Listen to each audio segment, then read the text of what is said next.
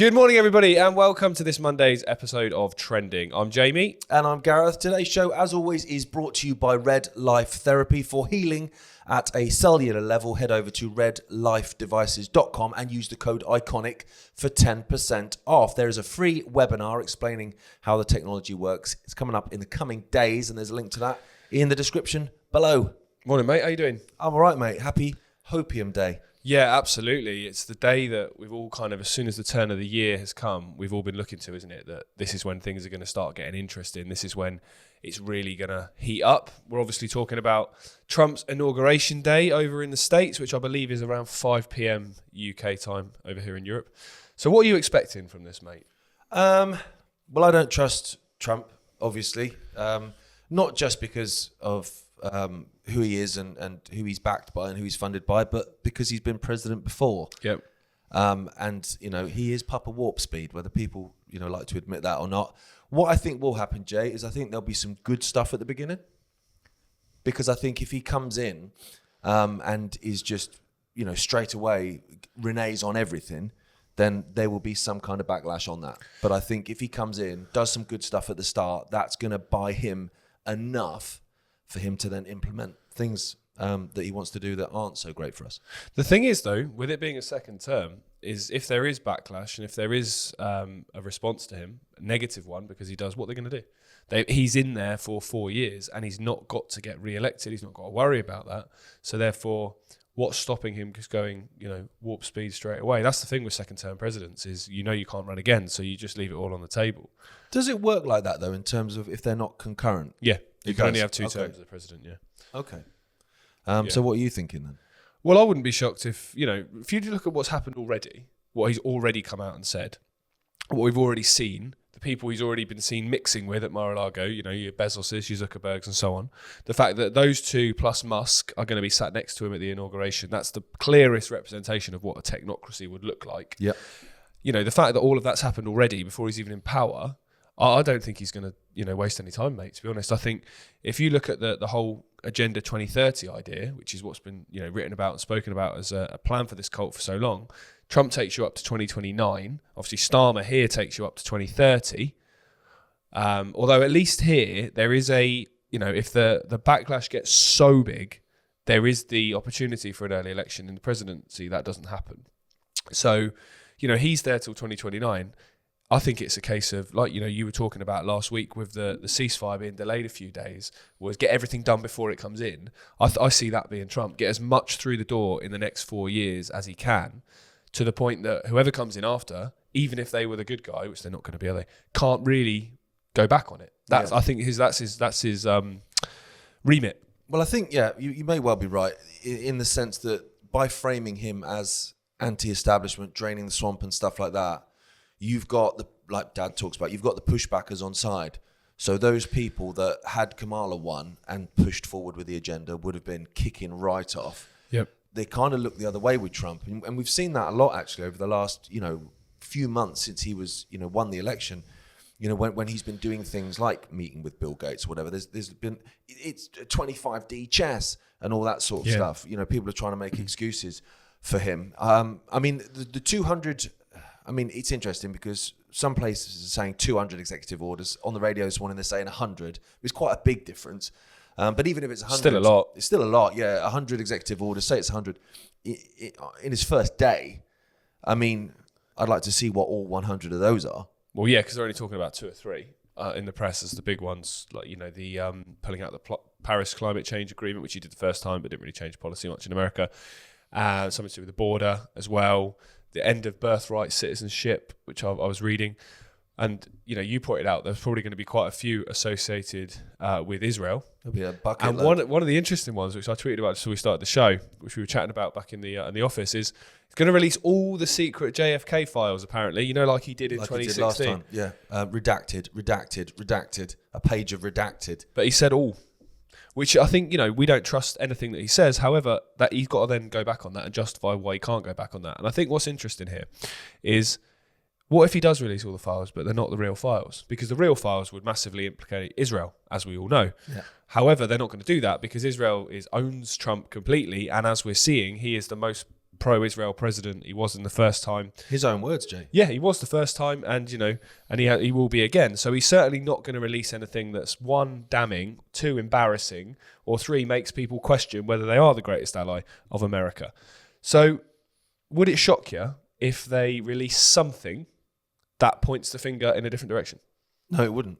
It wouldn't shock me in the slightest. And that's where it's so important that the alternative media, even the ones that have completely sold out, your brands sat there at Mar-a-Lago with Mel Gibson, Loving Life, hold that to account, because anyone that actually has looked at the JFK files will know, sorry, not looked at JFK, looked at the JFK story, will know that Israel have their hands all over it and they wanted him gone. So if they come out and release files that point the finger in a completely different direction and the alternative media don't hold them to account, then even more than we already think that they're bought and paid for. Yeah, 100%. I mean, I can't see it all being released. I hope I'm wrong. I hope he releases all of the files and we go, do you know what? Whoa, mate, he did it. And I hope he does that with the Epstein client list and all these other things. Yeah. And I think, because he said about the RFK files as well. Yeah. Now that's an interesting one, because obviously Sirhan, who's a Palestinian guy, he went down for killing Robert Kennedy Jr. Sr. And he blatantly didn't do it. And RFK Jr. actually went to see him in prison and came out saying that there's no way he did it. Yep. So who did that then? Yeah, Martin Luther King's another one they're talking about as well, releasing. Yeah. Well, I hope they do it. I'm one of those people. I want to be wrong about Trump. I want him to be amazing. Yeah. I want to be eating humble pie, like left, right, and centre. 100%. I don't think I'm gonna be. No, I don't think you are. I think with the Epstein flight list, the problem is for Trump is he might be on 1 or 2 of them. So therefore, that might be a slight conflict of interest in him releasing them. Yeah, I mean, it's a spicy time though, ladies and gentlemen. Whatever happens at the end of the day, I just think what we need to do is basically not fight amongst ourselves. Yeah, which agreed. is what's happened a lot. So you've got people that don't trust Trump, ourselves and others, Whitney Webb, people like that, and then you've got others within the realm that are all in on Trump, which I can understand wanting him to be the answer. Like, I get it. I get it completely. Because you want to see an end to the horror of the way the world is and the way the world's going in many and varying ways. But at the same time, there's people that don't trust Trump and there's people that do trust Trump that also do very good stuff. Yep. And very good investigations on other things. So let's not, at the end of the day, fall out and hate each other just because whether someone likes the orange guy or someone hates the orange guy. Well, yeah, it's throwing the baby out with the bathwater. If someone's doing some great stuff exposing something, then, share that, support that, great. And if you disagree on other things, then, that's part of human nature. We're not going to agree on everything. Imagine how dull the world would be if we all thought the same about everything. Exactly. It's fine to disagree. Let's just be nice. We can do it in an adult way. Can't we just? Right, we're going to move on to another story, which, moving on from the jab father, as Gaz called him, to a story involving jabs. Now, I covered this on Health Code last year when this was first talked about, right? So I'm talking about the Zempic weight loss vaccine, which is now rolled out in the NHS and in America and other parts of the world. We warned about the dangers of that in terms of the way it was going to work. We warned about the dangers and the downsides of that in terms of the real way to lose weight is to move more, eat less. By doing this, you don't get all those positive endorphins that you get from exercising. You also don't get the positive of good nutrition from eating better. You basically, it's like chopping an arm off and going, I've lost weight. Well, you haven't really. So anyway, this is the story from the Daily Mail today. Well, it's a legitimate point, isn't it? Yeah. Hundreds in hospital with serious reactions to fat jabs as numbers surge. 46% in a month, and nearly 400 have now needed treatment. So we're showing that 400 people plus have required hospital treatment, some with life-threatening complications. The rollout of these 3 different types of jabs. This is just. It's like, it's like the car crash you saw coming and you're shouting, come on, get out the road, and people are just staying stood there. It was so obvious this was going to have so many detrimental impacts on people's health. Yeah. And it's proven really, really quickly. And interestingly, before we came on air, Gaz was mentioning in America, they've actually slashed the price in half, I believe, to encourage you to still go and get it. Yeah. You might end up in hospital, but it will cost you half the price. So, risk and reward. If it's one of those things, if something's too good to be true, if it sounds too good to be true, 9 times out of 10, it's because it is. Anyone could see that, they say side effects. They're not. They're just effects. They are It effects. annoys me they say side effects. But another element to this is people with eating disorders. Yeah. Now, anyone could see that coming. If you've got someone with anorexia, with bulimia, and you say, oh, by the way, just inject this, and there's these safeguards are not in place at all. People are able to get access to Ozempic. It's not just Ozempic. I think it's 3 or 4 brand names for basically the same drug. Yeah. They're able to get access to it, and so obviously they are then losing an enormous amount of weight that they don't have to lose because they already have an eating disorder. So that's part of it. You've got kidney failure, you've got pancreatitis, and loss of vision. I mean, these are huge. You know, this isn't just, I came out with a bit of a rash. Yeah, absolutely. And it's got nothing to do with health either. Because health and weight are correlated to a degree, obviously. But, you know... But not always. No, they're not. I'm morbidly obese on a BMI. I should be a stone lighter, apparently, to be adequate on a BMI. Morbid? But apparently. But I'm 12% body fat. It's got nothing to do with it. Anthony Joshua would be obese on a scale. Tyson Fury would be obese on a scale, but look at them, you know. And the point is that weight and health do correlate to a degree. However, it's the type of weight and also the way that you lose the weight and the type of nutrition that you're taking in. This jab just bypasses all of those. You know, there's no encouragement to eat well. There's no encouragement to get good stuff in your body that's going to help all your bodily systems work better, all your organs, all your central nervous system, all of that, your digestive system, your gut, all those things that you need to be healthy. This isn't going to help any of that. It's not giving you any nutrition. It's basically taking what is considered to be the problem, being overweight, and providing a solution to that rather than all these things in between. Why are you overeating? Why aren't you eating good food? Why are you not exercising? You know, all the different things that you're going to be looking at in terms of, you know, the negative impacts of being overweight. All your joints are going to be sore. Okay, I've lost weight, it makes it better. But your muscles you're still going to have no muscle. You're still going to be not, you know, moving your body, which, you know, as we know is massively beneficial to so many aspects of health. It's not a solution. No. Well, all it does is it tricks the body. As I understand it, it basically tricks the body to release certain enzymes, make your body feel like it's full when it's not. Yeah, and it raises your body temperature slightly as well. Yeah, so you're basically losing weight by working in a calorie deficit, by essentially tricking your body into thinking it's full, so you're not hungry. But obviously you've got all those effects that come as a result of the drug. But the other thing is if all you're trying to do is lose weight by having a calorie deficit, then essentially you could lose weight by eating biscuits and nothing else.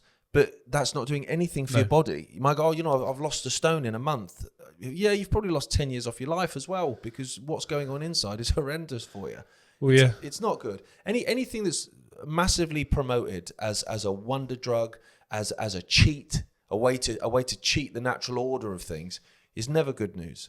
No, it's not. And this is just a further extension on the whole sort of diet industry, isn't it? Where you have diet, low fat, low X, Y, and Z, and it's only got this many calories. And you compare that to something like, a good example we always use is you got like a Mars bar. Mars bar is about 100 calories, and avocado is about 250. Well, I can tell you which one's going to be more beneficial to your health than the other. But people look at calories, and hence why anyone that knows anything about nutrition will always tell you to count nutrients, not count calories, because calories don't mean anything. As Gaz said, you could have 1,000-calorie Domino's pizza once a day and you're in a massive deficit and you'll probably lose weight, but you'll look crap, you'll feel crap, and you'll have very poor health. So long story short is nutrients, move more, eat less, and eat the right stuff, and you'll lose weight. You don't need a weight loss jab. Even if it worked, you don't need it. But if it's got all these side effects or effects, certainly you don't need it. Yeah, well, it's a way of basically you can carry on doing nothing, you can carry on eating rubbish, but you'll be thin. Yeah, but that's how they want us. They want us, you know, ill and docile and dumbed down and on medications for the rest of our lives. You know, a patient cured is a customer lost and all that kind of stuff. So, you know, you see people that are morbidly obese, of which there are many, particularly in the West, and there's not a single one of them that you go up to and you go, what happened? And they go, I had too many avocados, mate. That's just not going to happen. And so, yeah, these drugs are not good. And also, we've spoke about this in the past, haven't we, Gaz? Is that when people eat rubbish and they're overweight, you almost worry about them slightly less than the people that have the horrendous diets, eat loads of crap, loads of highly processed foods, and are really slim. which is some. Because then you look at those people, go, well, where's all that crap going? They're the people that have the heart attacks at 35. Yeah. Because that's you know, and if essentially you're eating a really highly processed, highly toxic diet, but you're having this weight loss jab, so it lures you into a false sense of security that you're doing all right. You're just a ticking time bomb, really. Even if the jab doesn't get you, your diet will, and you won't have the warning sign of, oh, my trousers feel a bit tight, I should probably, start eating a bit less. You won't have that. No, my chest feels a bit tight. Will be the warning. Exactly, and that only feels tight once generally. Okay, moving on then. So the grooming gang story is obviously huge in the United Kingdom. We've basically touched on it every single week. In one of the episodes of Trending, we've got a huge interview on Ickonic at the moment exposing the grooming gangs, particularly in Oldham.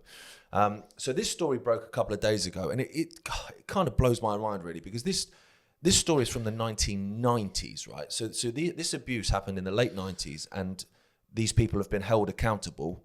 I'll let you be the judge of whether they've been held accountable or not now. Right. So this thing has gone on for 30 years. So basically, it was a grooming gang in a place called Keighley, which is, I think, on the outskirts of Bradford. Yorkshire way, So it's Yorkshire. There's a steam railway there. I'm surprised you've not been. No, I haven't been, actually. And so the story broke. I think it's 8 guys. They've been held accountable. They've been found guilty. They've been sentenced to imprisonment. Good. Okay, right. Let's read the story. Now, these guys, brothers, uncles, cousins, basically one family, essentially. Right. Again, it's a Pakistani group of men. They abused girls that were 13 and 14. 2 girls, 13 and 14. That's children. Now, this went on for a long period of time. They drugged them. They drugged them with heroin. I mean... Jesus. I mean, the particular drug, it's not as if that should make a difference, but heroin... That alone destroys lives. Well, that alone destroys lives. And what it did, obviously, because it is so highly addictive, then these girls became heroin addicts. They became heroin addicts and alcoholics, which they then used basically to manage the pain and trauma of what was happening, because this was a situation where they were basically being held in a flat, and these men were queuing up outside to take their turn, right? They were also then prostituted out, these 2 girls. They were put out on the street, essentially, pimped out. So at last, it's all come out. Fantastic, right, imprisoned.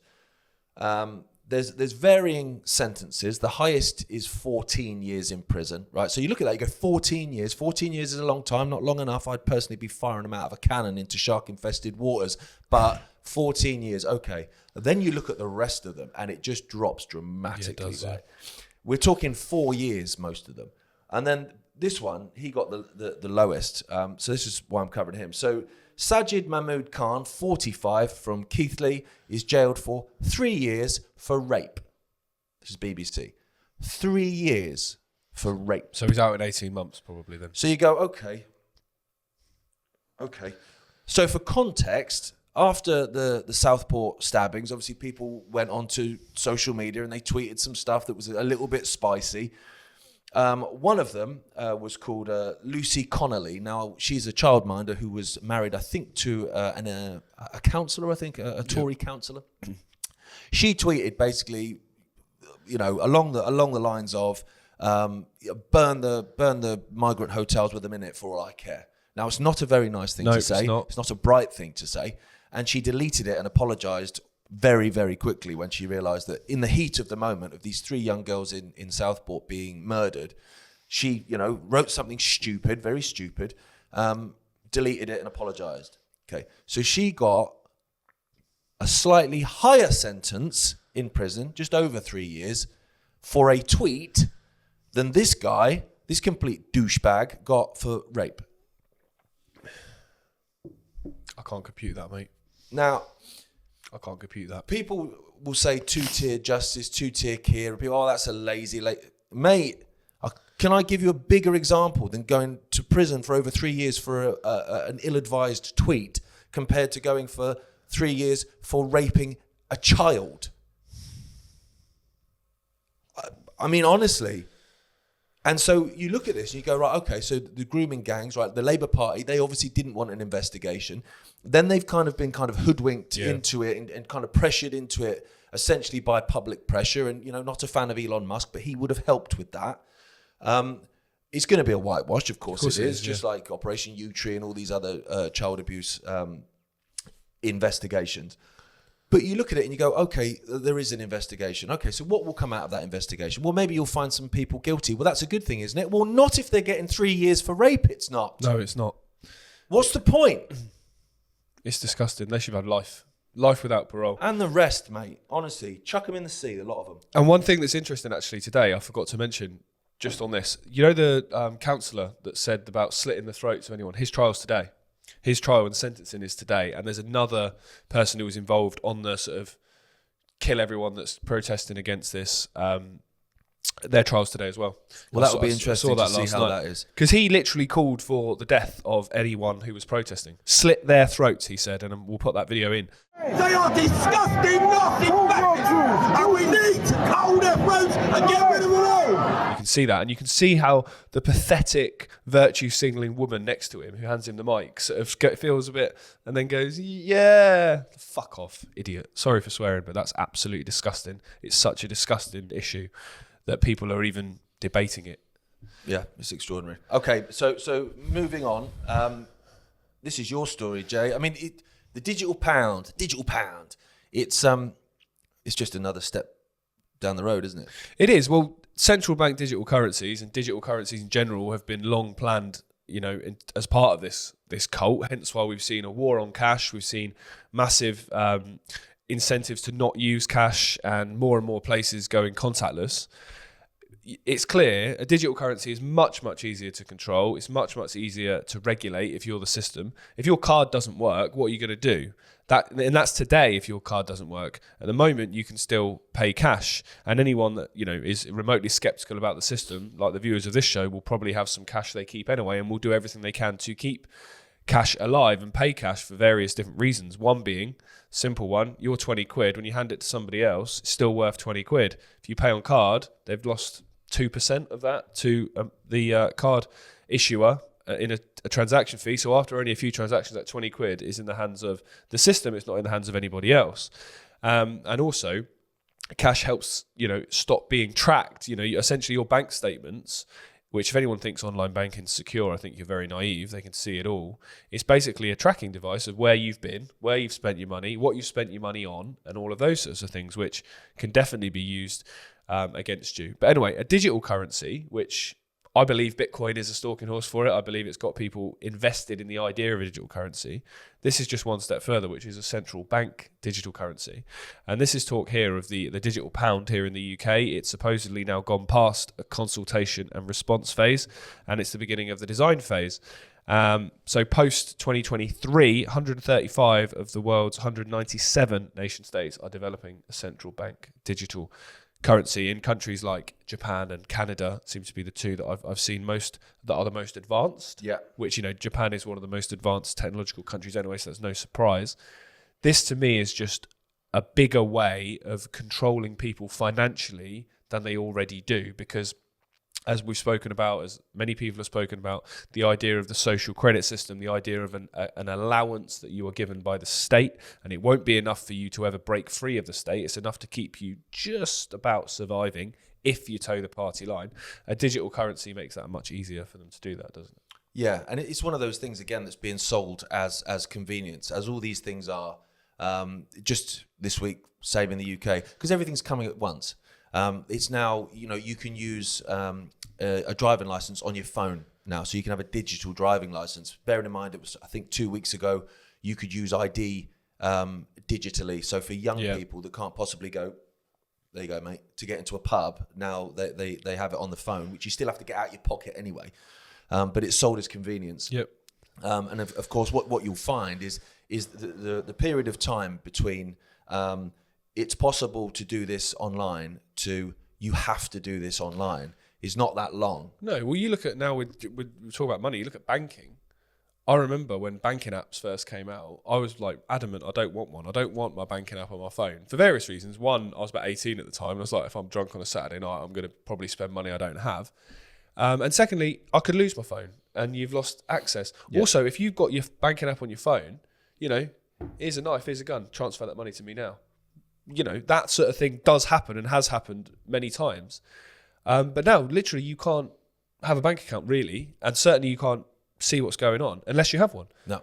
Well, that's how they get you. They get you with a little bit of convenience. Oh, wouldn't that be easy? Yeah, no, that's nice. That will help. To suddenly, actually, we can't go back to the old way.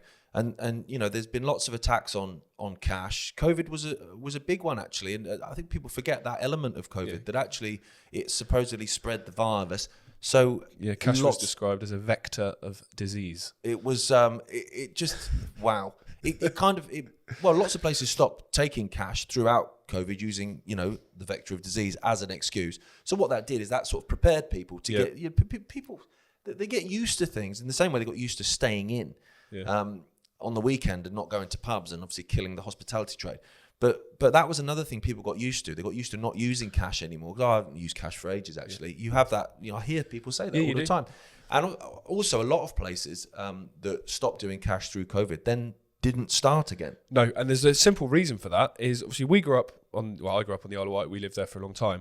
And opposite our old office was a Barclays Bank. And when you went in there on a Friday, you'd have loads of shop owners, loads of restaurant owners in there paying in their take-ins for the week in cash, right? Now, because, well, for a start, good example, that bank don't exist anymore. Even in the major city here, behind us here in Derby, you go in, trying to actually speak to somebody in a bank is basically impossible. So a lot of the reason, again, why shops, restaurants, all those sort of outlets will only take cash is convenience. Because they don't have to go to the bank. They don't have to wait however long in line. They don't have to pay it in. And they probably weigh up the whatever percentage they pay the card company to take the transactions and weigh it up against their time and convenience and probably just think, well, it's easier, isn't it? So again, if you want something to happen, make it difficult to do anything but that, which they're doing, again, more and more. So that's another example. Well, how would you, just thinking about that, because so many of these banks are basically now, vape shops. Yeah. Because that's all we have in this country anymore. Vape shops, charity shops. That's it, yeah. Where mobile phone shops? Where are they supposed to pay their cash in anyway? Well, it's very difficult. And even when you go in now, if you've got notes, for example, you just go to basically an ATM and you stick your notes in. Which takes ages because they spit the map back at you all the time for being in the wrong way or being crumpled or whatever. Yeah, they just make it hard. And you don't so speak people to go, anyone. I can't be bothered to do it. You don't speak to a person. There's so many things you could tie this into. Another one being the, disengaging the elderly in society, which is if you're in your 80s, let's say, and you're going into the bank and you're paying in your, I don't know, let's say you've sold something or you're paying in your pension, whatever. It's now an absolute ordeal. Yeah. You're greeted by somebody with an iPad. How can I help? It's like, just get behind the counter. Here's some cash. I'm paying it in. Or can I take this out?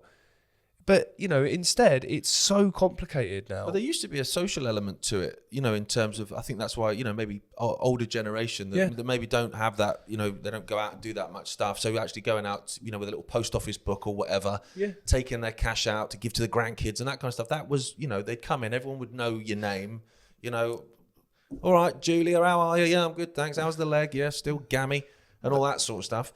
That might have been their only conversation. Exactly. And now it's not, don't worry, someone will come round. One of you in your assisted living place, the young girl will come round. She'll help you with your internet banking. She'll sort that out for you.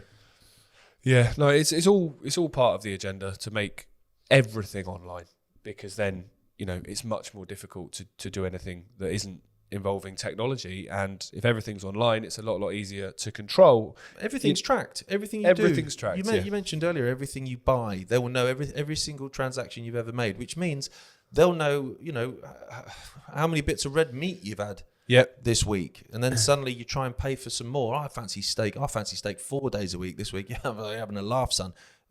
Computer says no. Yeah. And it sounds far-fetched to people watching this. Well, maybe not people watching this, but other people, your normie friends, for want of a better term, who go, oh, God, tinfoil hat's off on one again. You go, mate, this is happening in China already. There are millions, literally millions of people in China that aren't allowed to go on a train because their social score's too low. And if you think that's far-fetched, you can now buy a fridge in the United States, not in China, in the United States, that monitors what you're eating. A smart fridge. Google it. Trust me, it's insane. Does it stop you getting bits? If I go for an extra bit of pavlova, is it going to stop me getting it? God knows. Or is it just going to say, I'd think about it? Yeah, the waistline's getting a bit big, mate. Yeah, get a Zempic jab. Have you ever tried it? Yeah, get a Zempic jab if you have any more of that. Right, I think that's us for this morning, mate, isn't it? Yeah, the world is indeed mad. And, from today, it's going to be interesting, folks. It certainly is. And we'll be back in the morning to react to whatever happens tonight. Obviously, there's so much going on in the world at the moment to talk about: the ceasefire in Gaza, Trump's inauguration tonight, and various other things that we'll bring you every morning. So for today, thank you for joining us. The show was brought to you in association with Ape Nutrition, bringing British organic specialist food products to the supplement market. So head over to apenutrition.co.uk and use code Ickonic Media for 10% off the range, and we'll be back in the morning. See you later. See you, Jay.